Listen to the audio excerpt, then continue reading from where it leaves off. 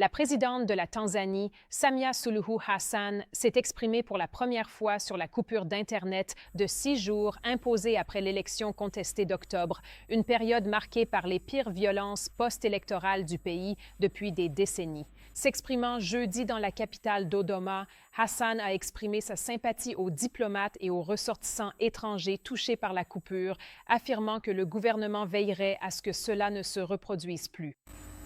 À nos partenaires de la communauté diplomatique et aux étrangers résidant ici en Tanzanie, j'exprime ma sincère sympathie pour l'incertitude, les interruptions de services et les coupures d'Internet que vous avez subies. Je vous assure que nous restons vigilants pour garantir votre sécurité et éviter que de telles expériences ne se reproduisent.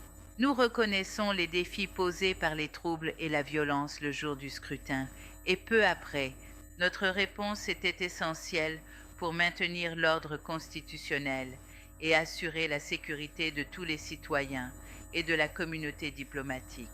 Hassan a remporté le vote d'octobre avec plus de 97 après l'exclusion de candidats de l'opposition, alors que des violences éclataient lors d'une répression policière ayant fait des centaines de morts. À présent, l'attention se porte sur l'Ouganda, où les autorités ont ordonné une coupure temporaire d'Internet alors que les citoyens votent lors d'une élection tendue. Les défenseurs des droits avertissent que couper l'accès à Internet pendant les élections risque de faire taire les électeurs, limiter le contrôle et répéter des schémas vus ailleurs dans la région.